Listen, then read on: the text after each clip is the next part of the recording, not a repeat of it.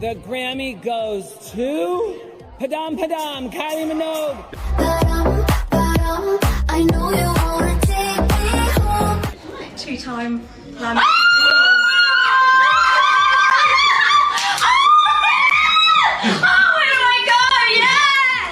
Well, what a way to start the show, my friends. Can you believe? I wake up, have a little cup of tea, take my vitamin B pill, open up my phone, and what do I see, Nathan? What do I see? I'm astonished. I've got to admit, I'm shocked, but really, really happy to see it. You are shocked by the power. Nathan can't believe it. He's stunned. James and Rudy, g'day. Welcome to the Fortress as well. How are you both feeling? Oh, amazing. This is great news. Not unexpected. It's well-deserved. That's the way I describe it. Not unexpected. See, that's the part, I think, for a lot of fans. Like, we're very cynical about these American award shows. Will they actually honour talent? Or do you have to buy one of these things? I'm not that surprised. Go on, Rudy, tell us about it. No, I think that the industry goodwill for her in the States has really come through this time. And the competition was stiff, but she edged them out pretty handily. Yeah. Rudy, you're over there in the United States. Kylie vibe must be high, right? I mean, she beat out some pretty damn great contenders here. Not only that, I think the Vegas residency has helped her visibility. The reviews have been good. She has younger fans. A lot of that has, only risen risen her profile, made it greater. So, yeah, I don't think it's unexpected at all, but I can see why, if you're outside the States, why you might be surprised. Absolutely. It's long overdue. Long overdue. I think from my perspective as somebody in the UK, as somebody who is like kind of grown up with Kylie, I'm so used to her being overlooked by people a lot, that I think I was so shocked to see her getting the recognition. But I think I felt that for a while now with Padam.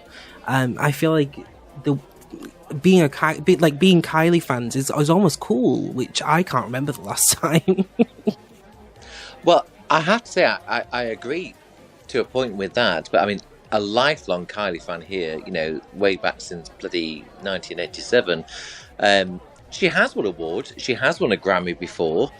Of course. So, she has some sort of American following. And I remember, oh my goodness, way back in 2001, 2002, I was in America, I was in Orlando, and I walked into a Virgin Megastore, and they had these floor-to-ceiling pictures of Kylie because the Fever album was so big and Can't Get You Out of My Head was so big, and then she won the award for Come Into My World, which at that point was unexpected.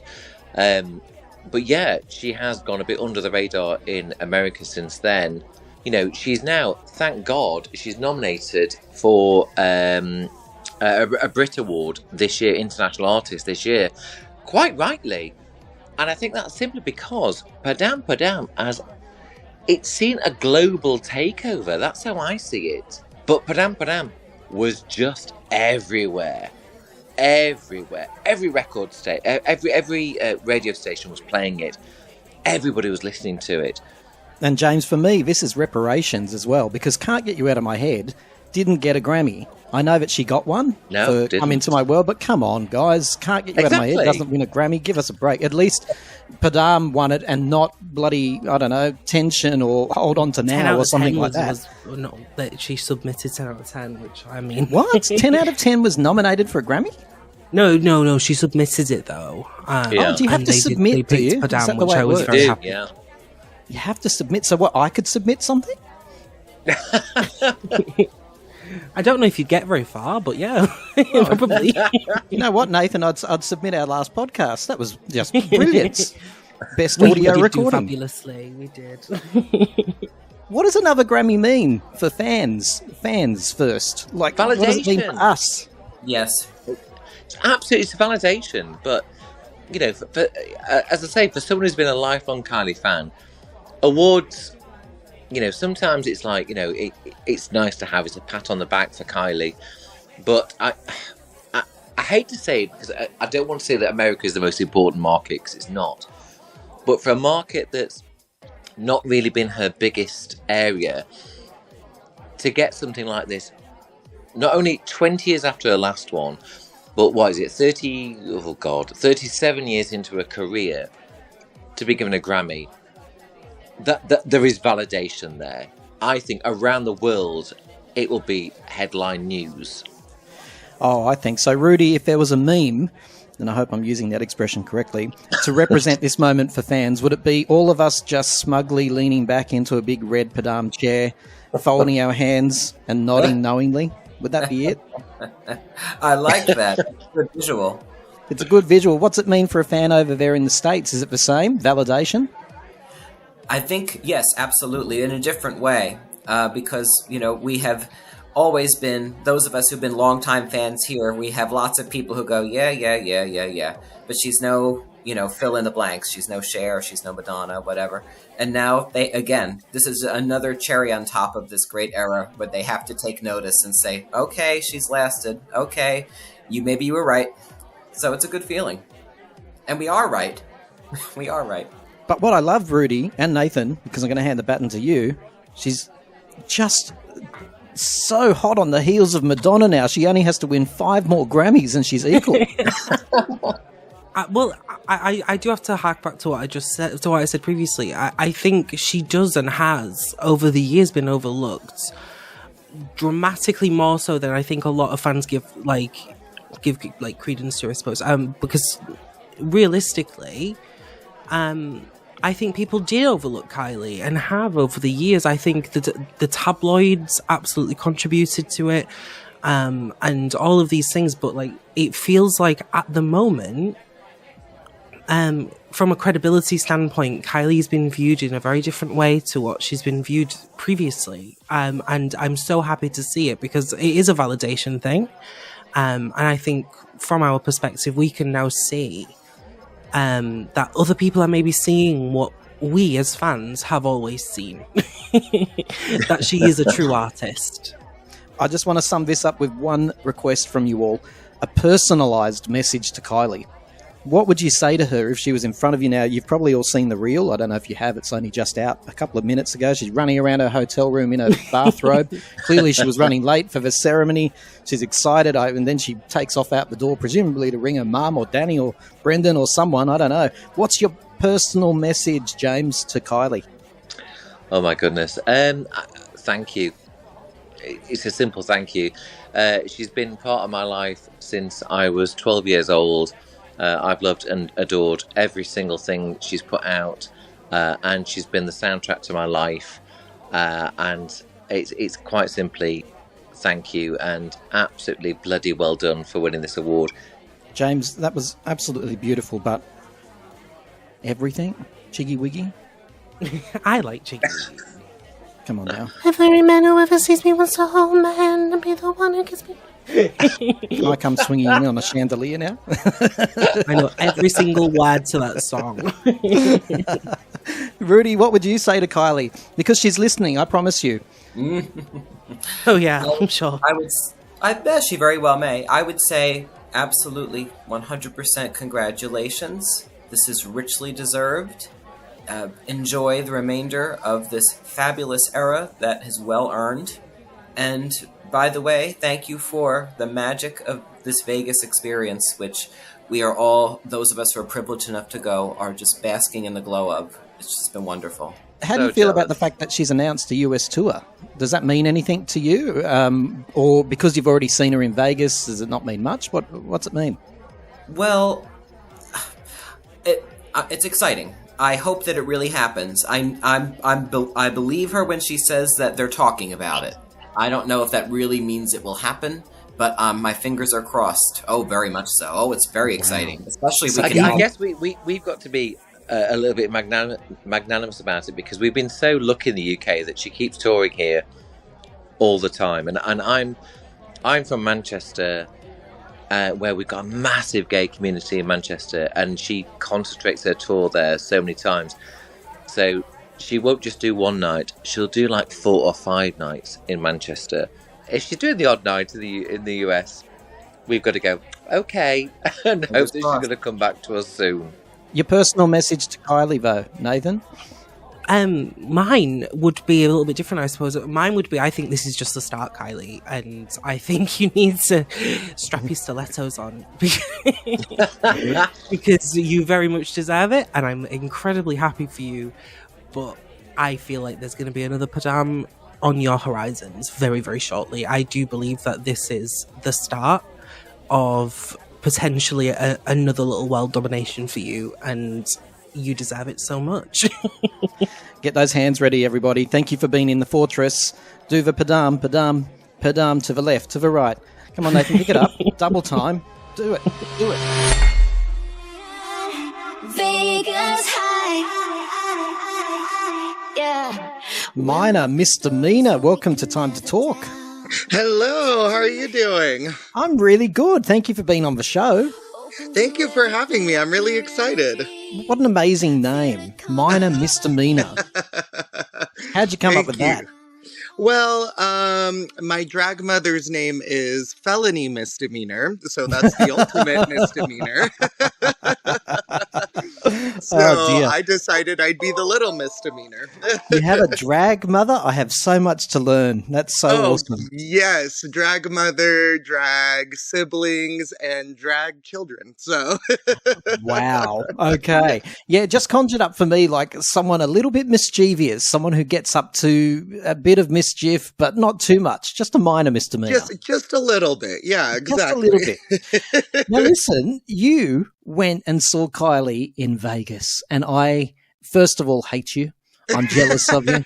How dare you? You're probably not even as big a fan as me, and you got to see her. It's not fair. So I've got that out of my system. Yep. No worries. I'd hate me too. Yeah. Good. What was it like? Tell us all.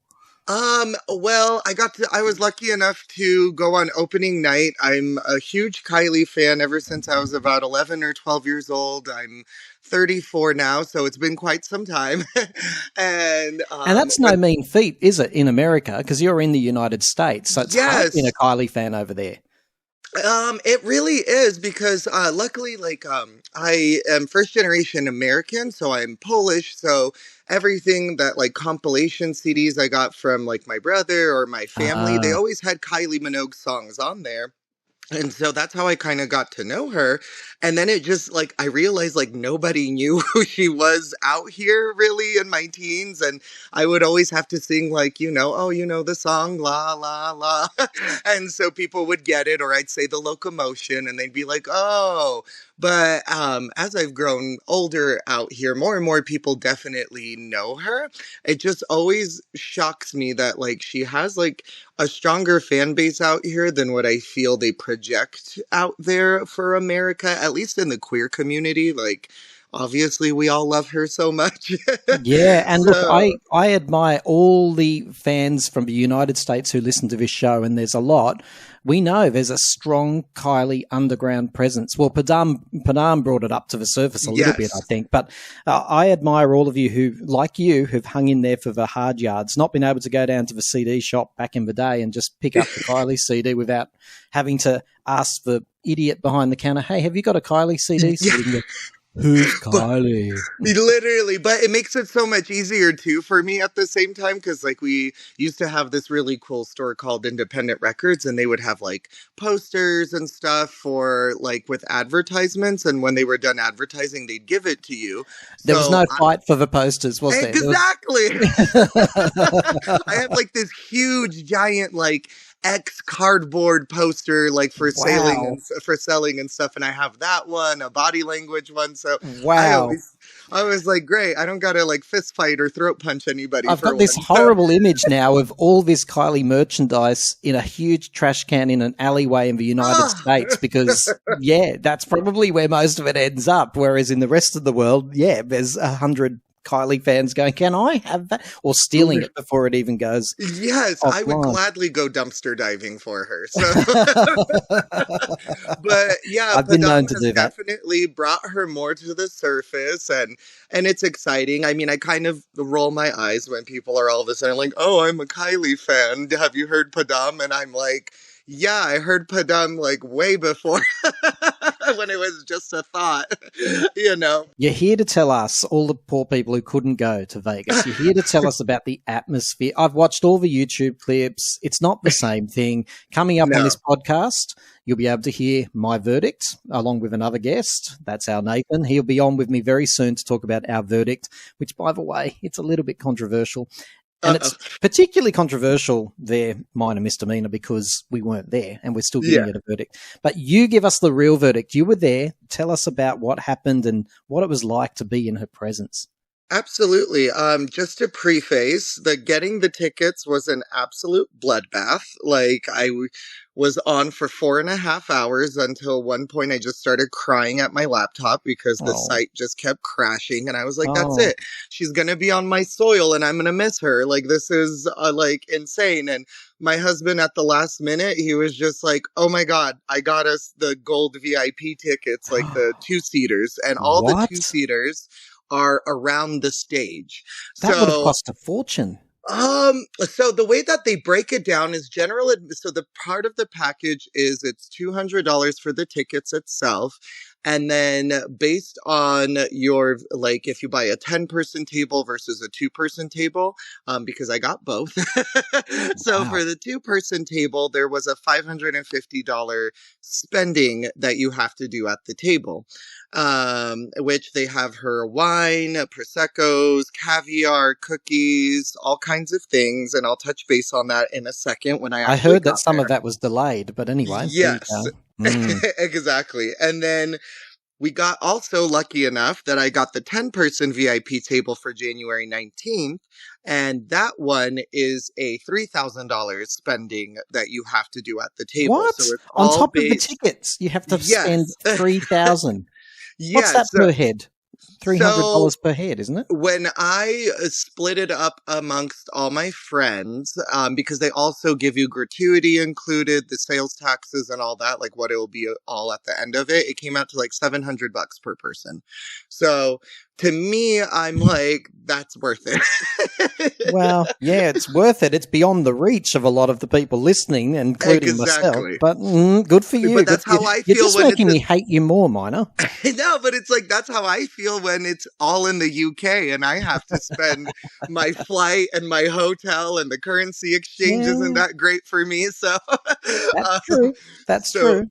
Yeah, so it's just a little bit hindsight on our end. Like, I was able to fly from Denver to Las Vegas for only $60. So I was like, okay, so instead of spending more money out there on silly things, I spent it all on Kylie. So when we did get there, though, there was a little bit of confusion about where the VIP people check in, where the general admission people check in.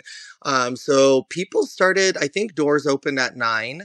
And people actually started lining up at like 6 or 6:30 for general admission. Like, that was a little bit wild to me because you don't really see that in Las Vegas shows. And I didn't know what the place would look like on the inside yet. And so I was like, okay, like the VIP person told us to come back at 9:30.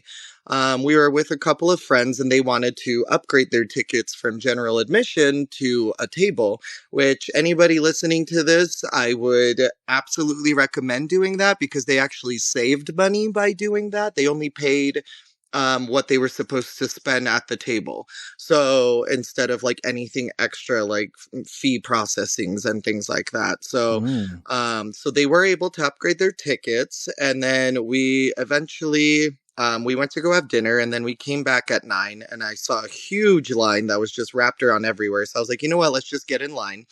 The line. Oh, hang on a second. You didn't, as a VIP, you didn't have to stand with the great unwashed, did you? That's terrible. So, well, here's the catch-22 is, general admission got in before VIP did. Oh, this is outrageous. Yeah, it was wild to me because for a minute I was like, how's that happening? Why is our line so long? Which it was crazy. If you're there, look at the general admission like check-in line because that's where all the celebrities were going through as well. So we got to see like Billy Eichner and Jesse Ferguson and Lisa Vanderpump going through that way. But we just like stood there for almost an hour, I want to say. It was kind of bonkers. By the time we got to the front to be checked in, it made a little bit more sense. I think because it was the first night, they were a little bit more disorganized because they had like two people checking in all of these hundreds of VIP tables and then taking your credit card information at that time and then taking one group one by one by one. So it really slowed down the process. Wow. But overall, I was still really excited. And when you come in, the merch table is to your left, and the merch table I was a little bit disappointed in, if I'm being honest, because I feel like Kylie Minogue has, at least her at her concerts, like the arena tours and stuff, she usually has really great merch. As opposed to this one, I felt a little bit let down, especially for the prices. Like the bomber jacket it just says like Kylie Minogue on the back in Vegas and stitching, and that was almost $200. So, wow. yeah, so that kind of was a bummer. The t-shirts, were up close to 100. And they also said a lot of the merch didn't get there in time, so I missed out on any of the extra merch. But I did get, what they didn't promote was a lithograph that is actually relatively big. I would say it's about the size of my torso. And it's an artwork of Kylie Minogue as a showgirl. And on the bottom, it has her autographed and then numbered because they only made 500 copies. Now that's special. How much was that? $125, cheaper than the damn bomber jacket. Oh, so hang on a sec. You've got a choice between a $100 Kmart bomber jacket with Kylie's plastered on the back. Well, for $125, you get her autograph. Yep, exactly. And that's what I went for. Easy choice, right? Easy choice. And then on the cheaper ends of things, I don't remember how much because I got this deck of playing cards from her, and I think it was like $25. I was like, yeah, throw it in. But each of the cards are the different Kylie Minogues from the Tension music video. So I thought that was really cool. Oh, wow. Yeah, so that was all really fun. They had some hats, which again were a little bit lackluster. I'm just used to like usually Kylie Minogue's face plastered on everything, or naked men half shirts off, on stuff. And this was just very like simple things. So I was a little bit disappointed with that. Mina, I've already concluded that you are absolutely a certified Kylie fan. I know you told me, but I had to prove it to myself. The fact that we're still at the merchandise table, this is amazing. I'm loving it. Oh my gosh, I'm so sorry if I ramble. Please I let me know. am loving every second. I'm so with you in the foyer. I'm looking to my right, and there's the merch. Yes, and and it was just great. Just being surrounded by Kylie lovers in general. Was really awesome. They're a nice lot, aren't they, Kylie fans? Yes. Oh my God, they're so sweet. Like it was just like, for once I didn't feel crazy in America, like gushing over her, or people they usually make fun of me because I'll be like, oh, Kylie Minogue this, and they'll be like, oh, ha ha ha, Kylie Jenner. And I'm like, no, mother already took her to court twice in one point. Like we're good with that. You can miss me with that Kylie joke. So so after the merch table, I finally went in, and I don't know what I was expecting from the photos, because it's like being in person and seeing the photos are two completely different things. So I saw all of the leaked photos, and when I went in, it, like, our whole group it took our breath away. Like, the ceiling was way higher than we thought it was gonna be. The walls were like textured crystal rocks looking, with these intense lights everywhere. There was a DJ in the right, stage left, there's a DJ, and we kept calling her Miley Cyrus or Hannah Montana all night because she looked just like her.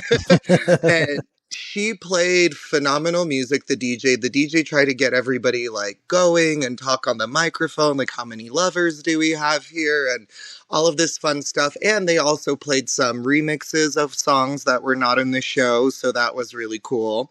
You get to sit down at your table, and like I said, once I got in there, it made a whole bunch of sense. So she has a whole bunch of disco balls in the ceiling. And I was like, well, that's a cool feature. And then when the show started, I didn't realize the disco balls move up and down, and like they spin and everything, and they put lights on them. So that was really interesting to see. And then in the back, like completely in the back of the venue, is the bar. And at the bar, they have all of her wines lined up. They make specialty cocktail drinks. There was one drink called the Vegas High on there, which obviously I had to get because it had Kylie Minogue. What's in the Vegas High? What's in a Vegas High? It was the Prosecco mixed with some juices. I took a picture. I'll send it to you after. I love it. I love it. All I know is I got Did it taste good? off of it. Oh, it was delicious. It definitely tasted fruity because I like things that aren't strong alcohol tasting. I like it to kind of sneak up and punch you in the face out of nowhere. So that was definitely that kind of drink. So I absolutely recommend the Vegas High. And but here now I finally understood what general admission was, and I'm happy for those people that did line up early. The general admission is placed at the back of the venue next to the bar. So there's no seating. You're kind of crowded around a railing. And so it is recommended then if you want to get a good standing part for general admission to go early, or else you'll kind of get pushed to the back. But because the bar is back there, the moving like always tends to happen. Like someone, if someone tries to go to the bathroom or to the bar, then they lose their spot and you kind of get to like wiggle up forward. Does that make sense? And it's like and it's the entire back bar, and then you drop down one level and that's the stage level, and that's where all of the VIP booths and tables and chairs are. And I thought those were all beautiful. All of the big Tell booths. us about the booth. I was imagining velvet lounge, like semicircles. Is that sort of right or not? Yes, absolutely. Velvet, from what I can remember, it was like a darker pink velvet. It could have been the lighting, like, messing with me. And, like, little tables, like, low to meet the booth. Our specific table for the two people was, like, a little cocktail standing, not a standing table, but, like, a cocktail small circle table with two chairs. I do wish that they, had bigger tables for it because me and my husband had to spend $550 on alcohol, so that's quite a lot we had to get. Like a bottle of Belvedere, the full bottle was like $500. Like you can get for $25 all like Coke product mixers with it, which with Red Bulls, which I was a little bit irked at because when we got there they told us Red Bull was sold out, Coke was sold out, so I was just like, well then what is here, but the waiter was trying to accommodate as best as he could. I couldn't be upset with him, so we just got a whole bunch of juices instead of the other things. And were you waiting a long time? I've heard that it was quite disorganized for night one, and so therefore people were waiting a long time, up to 45 minutes for a drink to come to the table. Yeah, so I would say the drink, my Kylie Vegas High, took a while, but ordering the bottle service portion of it did come maybe within 10 to 15 minutes. And at least our waiter was upfront by saying, like, the bar is backed up, we're running out of things, like, it's just a little bit more than what we anticipated. So I feel like there's going to be just a learning curve for them and maybe an inventory issue. So hopefully moving forward, they plan better for that portion. And this room, to go back to the room that you're in, because that's what all the fans were excited about when we saw the artwork of what this room would look like. Is it called the Voltaire? Is the name of the room or the hotel? The Venetian is the hotel, and Voltaire is the name of the club. So, my understanding is they basically built this for Kylie. She's the leading lady, and then other people, when she's not performing, will be performing in there. But that they're also going to treat it like a nightclub whenever there is nobody performing in there in general. Yes, exactly. And was it impressive? You talked about the ceiling being high, but like, is it when you walk in, do you think, yep, this is what I paid for? This is the decadence that I was expecting. Yeah. So the deco and the art of everything of the whole room, that made me feel like, okay, this was worth it, because the light show in it is just absolutely top-notch, phenomenal. I knew Kylie would do something with lighting, because even when I saw her for was it 2008 for the X Tour? like she was kind of the first person starting all of those projections on the floor and everything. Like I Yeah. always feel Kylie is very one step ahead of the game when it comes to production stuff. So seeing the lights like constantly change in there, like the room almost felt alive and it felt grand and luxurious and expensive. And I personally just really enjoyed it. Like even my husband, who is a Kylie fan, but not nearly anywhere to my level, and he's like, "This is really fancy. Like this is really cool." And then when we got to the stage area, because we like if she would spit on me, I would catch it. Like that's how close we were to her. But I was surprised how smaller the stage was, if that makes sense, because I'm used to seeing her on like a giant, massive stage. So I was like, okay, let's see how she works with this. And they do a pre-show.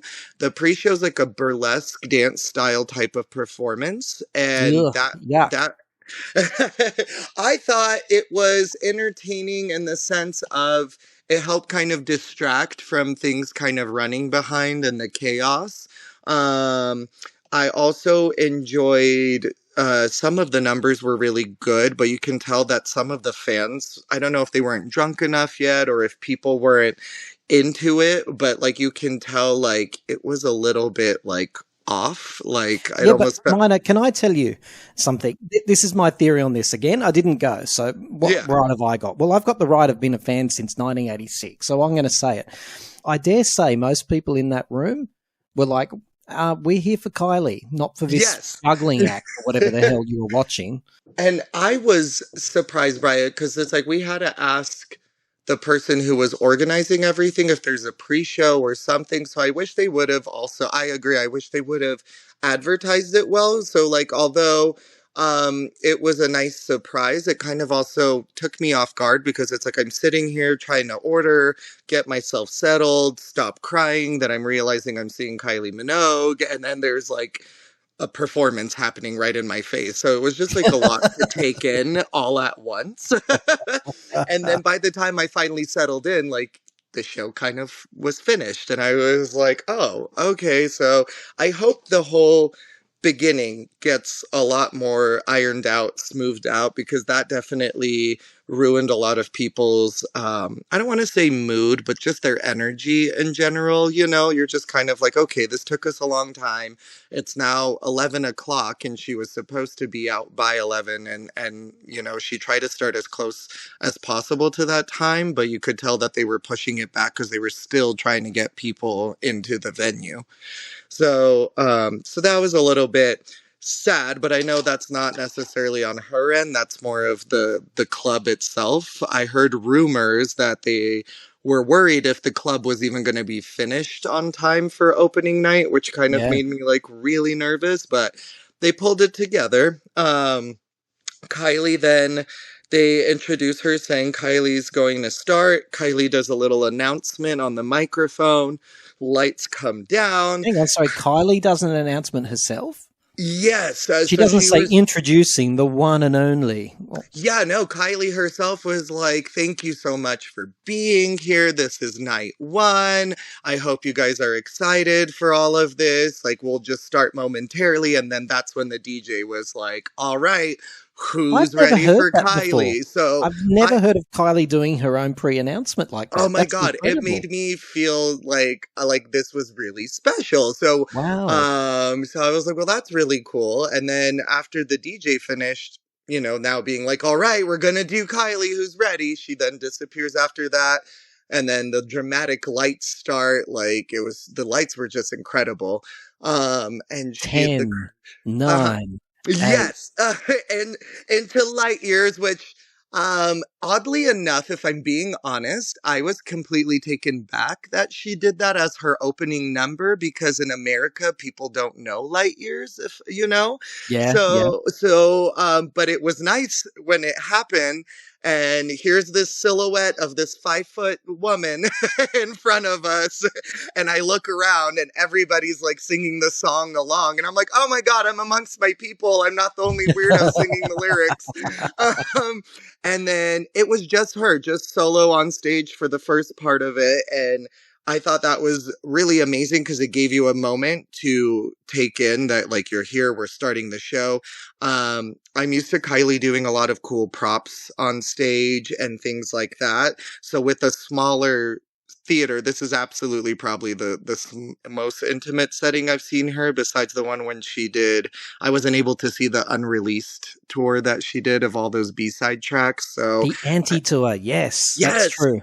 it gave me those vibes of how intimate it was, but like obviously she had a little bit more stage. So she didn't do a lot of props on stage. It was a lot of visual effects behind her, the lasers. Like, I recommend for anybody who's seeing it and there's heavy light show stuff going on, take a moment and actually like look around the venue, because there's so much going on with the lights that I was like, oh my gosh, this is what she meant by this is an immersive experience. Like, the lights are doing different things in the front and in the back and in the side. And then at some points of the show, the dancers came out and they were dancing in certain sections amongst the crowd, which that was like really cool, like full blown choreography. But I was very surprised. She had not her original dancers. I did find out later through a friend that I'm 1 degree separation from her. One of her friends is dancing in the show as Kylie's dancer. So now that's my ultimate goal in life, to find out if she can get me to meet her. Very good. But I know that for a fact that those were Vegas dancers. So that kind of was interesting to me, to not see her normal, like, backup dancers and stuff, which they still did a phenomenal job and everything. But there wasn't that many of them. Choreography wise, they did a good job. And like they filled out the space a lot, but you can tell that the main focus was Kylie Minogue here in this residency. Like, they really didn't pull focus away at her at all. And if anything, they probably enhanced her presence in certain areas instead of trying to do like a crazy amount of choreography. So when she starts, she's up there on the stage doing light years. But I know when she comes down, and you have to tell me about that experience, when she comes down from that point, she is right there in the audience, isn't she? I mean, so how did it feel the first moment you realized how close she got to you? And what was that on the second track when she did, I think it was Vegas High, wasn't it? Oh, I got lucky. So since we're in day one, we got the full Supernova performance as the second track. Yeah, so people hate me extra. And that was my first time hearing Supernova live. So, and that's one of my favorite songs from disco. So I like turned into a 12-year-old girl at that point. Nothing wrong with that. Yeah. And like when she stepped down and she was right there, my thought process was just, I can rush the stage and get kicked out, but I can say I met Kylie Minogue and touched her, or I stay here.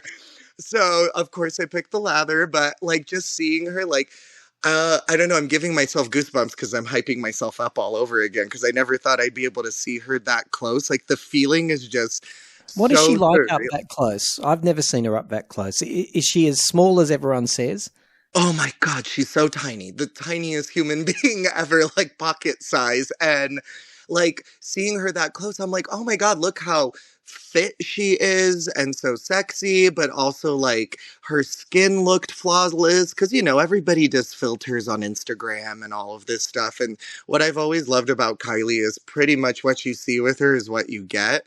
Yeah. And there was exactly that. And like you could feel her energy, her kindness. But what's another thing that I've always respected about her is, even though she's this pop global icon, legend, phenomenon, like she is so internally humble on stage. Like every time she talked, like she just kept saying her gratitude for being here. Or she made a mention that after the Locomotion, when she performed, she's like, if you would tell me that I'd be here in Vegas, you know, as a teenager, like I would have laughed in your face. And she's like, you know, we made it. We're all here. We finally did it. And so I think that always just touches me, that how grateful she is to still be at the top of her game at, not to be ageism or anything, but at her age, and still tapping into the young market and filling out all of these seats and stuff. Like we were all there together, like proud with her.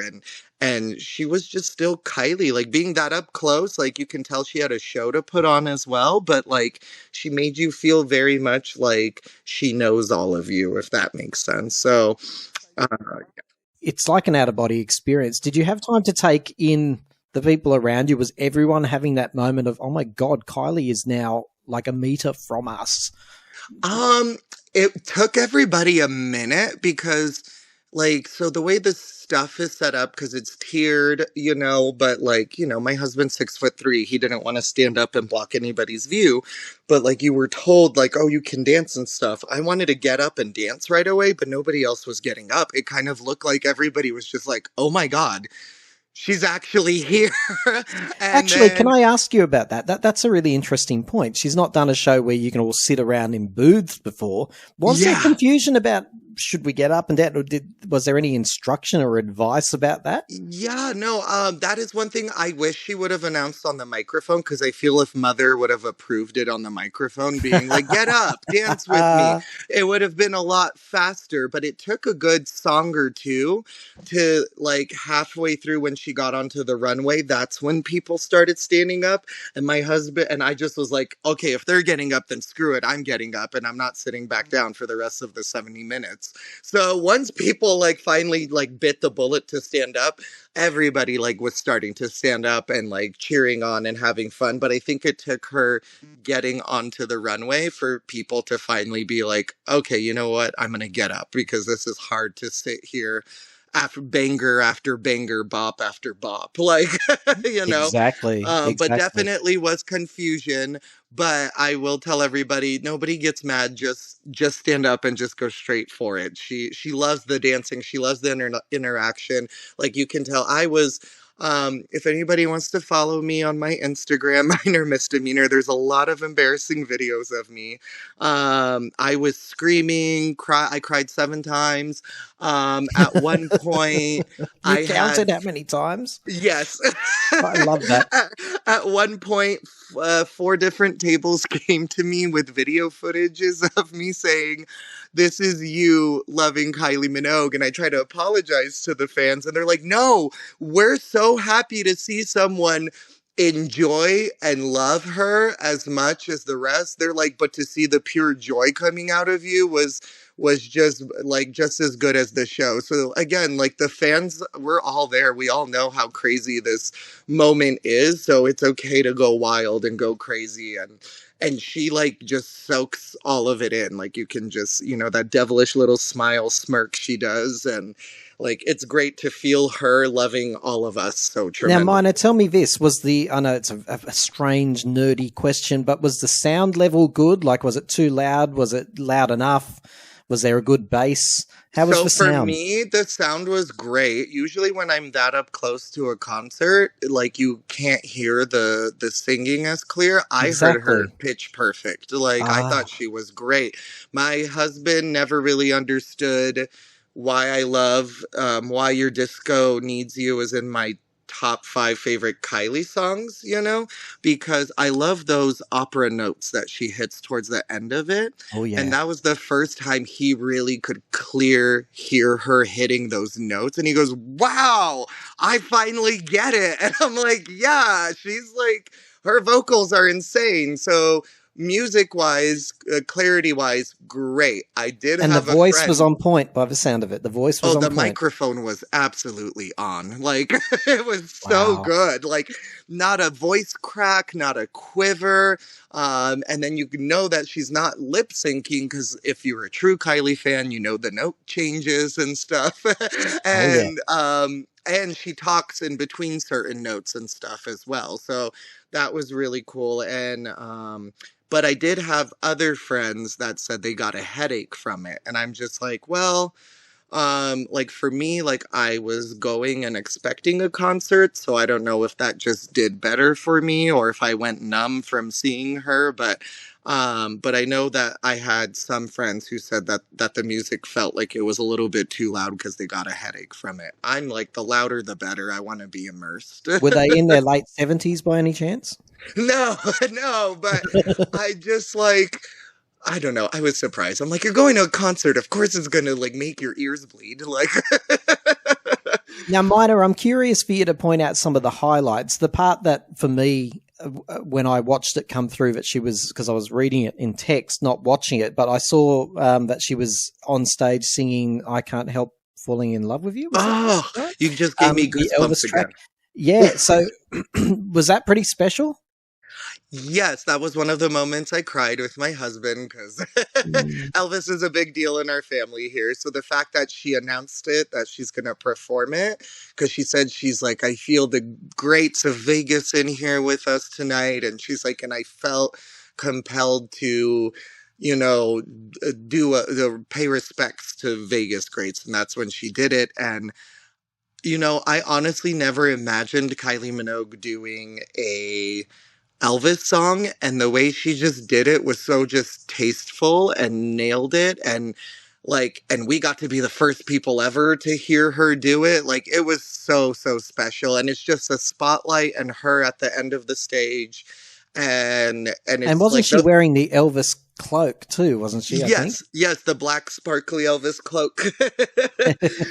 And that's what, like, I think moments like that is what makes the residency worth it, because you're like, wow, it's just the spotlight and Kylie Minogue and the fans. Like, that's what, and you're so close, like everybody's together. Because when she does go towards the end of the stage where there's a little circle at the end of the runway, that's where the general admission people have a better view, because I got to look towards her back on that point. You know what I mean?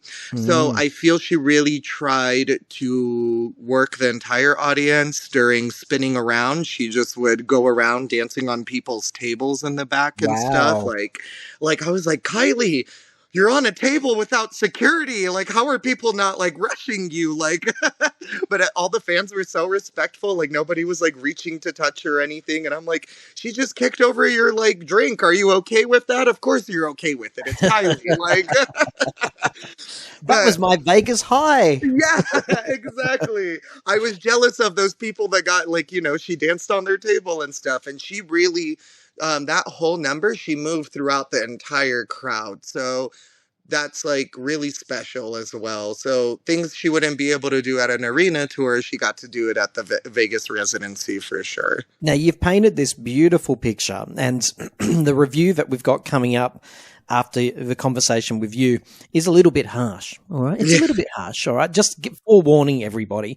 But I'm absolutely loving the picture you're painting. I'm wishing I was there. Tell me a few things. Was it surprising that she didn't have more of her early back catalogue in this? Was there a song you were waiting to hear that you were so surprised just didn't happen? On a night like this. I'm like, you have performed that song ever since it's been released. Like, yes. How did you take that out of your catalog? But I had to remind myself that, like, she only has a certain amount of time, right? And so in that 75 minutes, she does 3 acts, 5 costume changes. Like, that's already so many songs, and almost all of she did all full songs. So, like, I was impressed with how many she did. As a fan, I'm always going to be upset that there isn't more, or that she missed some songs. Better the devil you know. Yes, but then again, you have to remember, here in the States, I think that's what she's trying to play to more towards, of like, people know, you know, get out of my way, because Aphrodite was, you know, somewhat of a success out here on the state side. What else did she do? Spinning Around is obviously that's her, like, trademark for sure. I feel like she did Light Years and On because she felt that most people would know her from that, even if you were a newer Kylie fan. Because if you're a newer Kylie fan, you're not going to the 80s. You're not listening to Turn It Into Love and all of those good songs, you know? Yeah. Well, I get it. She's catering for a very particular audience there, that's for sure. Mm-hmm. Yes, and so that's what I think is it's probably a mixture of her and her team being like, all right, we know the fans love this, but also from a business point of view, we should probably include these. On our night, I don't know about the night after us, but on our night, she was taking requests. She's like, oh, what's something we should do? Blah, blah, blah. And then she did the one a cappella for us. Oh, and that's a lovely version, isn't it? Oh, the best. So that was really fun to hear her do that. So I hope she can continue doing that where she can fill in more of the back catalog, you know? The most important question, did she seem happy? Was she happy and relaxed? So that's the one thing. I know she was happy. I don't want to say that she was relaxed because being an entertainer myself, I know we can mask it and people won't figure it out. So I feel like to the naked eye, she felt normal and casual and relaxed. But to me, especially like looking back at the videos and stuff, like you can tell she had moments of playfulness. But there were other moments that I would catch her, like she's doing choreography and then she'd look back really quick at the dancers and then be like, okay, this is the next move. And like then go into her next stuff. So I definitely think she had like first night jitters. Especially like, you know, think about, I kept screaming to her from the thing. I was like, America loves you. And she laughed on one of the times she was walking back. I was like, good, you heard me. We're here. So I, you know, just trying to put myself in her place. I'm sure she had, are people going to like me? Or is anyone going to show up? Like, will people know my songs? Like, I kind of got more of that vibes of like, okay, now I need to get off the stage and go get changed really quick. Like show number one, always hard, isn't it? Always hard. Yes, absolutely. And like she did a great job hosting. She did a great job singing and stuff, but I could tell she was like, song done. I need to get off and go to the, like, you know what I mean? So definitely I think as she does it more, we'll get more of that, like, oh, I'm relaxed, Kylie, you know, let me have a glass of champagne on stage. I'm hoping you can give us an exclusive here. I've watched so many different angles of the Vegas shows. There seems to be a chemistry between Kylie and one of the dancers in particular. Ooh. Yeah, I can't unsee it now that I've decided, and that's typical me. I've decided it's true, so now I've got confirmation bias, and I just see it in every clip. But she particularly, there's this male dancer with dark skin, and he just seems extra protective of her. And when she looks, you mentioned just there that she looks to her dancers, what's the next move and all that. Well, she looks to him a lot. So can you confirm that Kylie's in a torrid love affair with one of her dancers? I wouldn't call it a love affair. So my muggle, I wear a lot of different hats. I'm also a professional dancer and choreographer as well. So from my insight point of it, if you look at her, he's the one that brings her the cloak. He's the one that's standing by her when she's dancing on the tables. He's guiding her throughout the whole show. Yeah. He's the what? He's the protector. Exactly. He's like the protector. And in each dance show you do, there's something called a dance captain. So the dance captain is in charge of, like, if the choreographer isn't there, then that person would have to run rehearsals or make sure everyone is clean. So my feeling is maybe he's the dance captain. So he's in charge of her props, like the cloak, like he's solely in charge of that. He's in charge of making sure she gets from A to Z properly, you know, because he's a big guy too, so no one's going to mess with him. You know, so you're trying to say this is all strictly appropriate and professional, and I don't like it.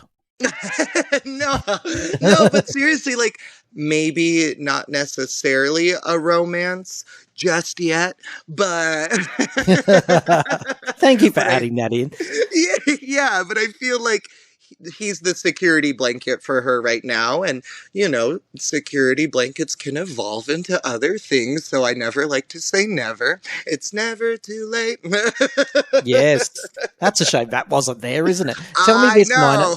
Did she leave you wanting more? 75 minutes. So she must have left you wanting more, surely. I was upset that it was done. Because like you said, there was still a chunk of catalog that I really missed. I definitely wanted more. I was on such a high, especially with all of our friends. Like, so I did like that once the show finished, they just kept playing music and you were dancing, and that's when the Minoguers really got to walk around and talk with each other. The dancers come out after the show and take pictures with everybody and talk, so I thought that was a really cool thing. I bet the man I just mentioned didn't come out, and the rest of them did, and he was I didn't see him. Suspiciously absent, as they say.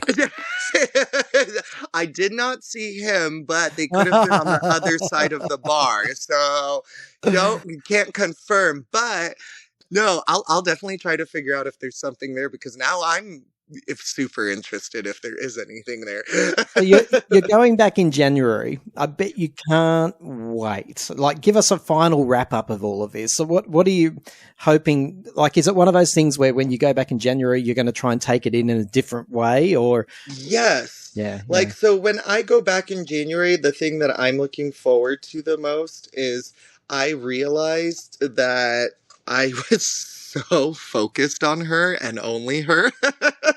Like, I couldn't take my eyes off of her. Like, when I was watching All the Lovers on my phone, and I did this part where I, like, spin around to try to, like, look at the rest of the crowd singing along, and I noticed that the lights were doing something completely back there different and different projections, and I was like, oh my goodness, like, there really is something going on. So I'll definitely be viewing more of the show as a whole versus just like, oh my God, she's right here. I'm also hoping that she might add some more things to it. Definitely, like I said, there was a lot of moments where I just, like, it was weird not seeing her with like props or the opulence of it all, you know? I hate to say it like this way because I feel like it's a negative notation, but I don't view it negative that way. It was a watered down version of what her concert tours are like. Does that, a little bit of makes sense? Yeah. So if you are a huge fan and you've seen her in the big stadium tours, I've seen the X, the Aphrodites, all of those fun tours, you're going to see this. It's kind of like, just know what you're getting yourself into. When you go see Britney Spears in Vegas, you know you're not going for the live vocals. You're going for the entertainment factor. So with this, I would say go into it open-minded, but don't expect an X tour or something like that because she can only do so much on that stage. So it's more about the flashiness of the lights and the projections and then her voice, but also being that immersed and very close to her is an experience of its own. Mina, I can't tell you. This has been such an awesome description. I didn't expect to get this much detail. I'm so sorry. I was like, I love her so much. So I'm like, I just want everybody. You must not apologize. You're talking to probably the only person. In fact, your boyfriend owes me one because you've just got it out of your system, right? Yes, exactly. Because I was like, I need to shut up now. I just keep, like, when I came home, I played her entire discography from start to finish again. And he was just like, all right, I know you had a great time. I'm like, no, you can't do this to me. I'm never riding this high until January again. It will never end. It will never end. Never. I'm so excited you're going back again. So hopefully come back and tell us. Will you come back and tell us what it was like in January? Absolutely. The date I'm going on is January 19th. So if anybody else is going on that day, hit me up. I'm in all of the Kylie Minogue fan groups because I love meeting people and gushing over her as well. So, and most importantly, where can people find you, Mina, if they want to look you up on socials?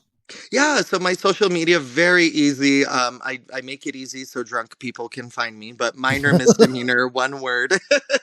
And that's on Twitter, Instagram, Facebook. Actually, on Twitter, it's just Ms. Minor with a Z. But other than that, Instagram is where I'm most active. You can find my embarrassing videos of me crying, singing along. So feel free. And if anybody else has questions, feel free to reach out because I love it. I'm here to bond with everyone. Well, I think you are absolutely awesome. You've been fantastic to talk to. And I am so glad you had a great time at a Kylie show. That makes my heart warm and fuzzy. Yes, thank you so much for having me and letting me gush and letting me be a part of your show. I really appreciate it. My pleasure. Just don't listen to the next part. No worries.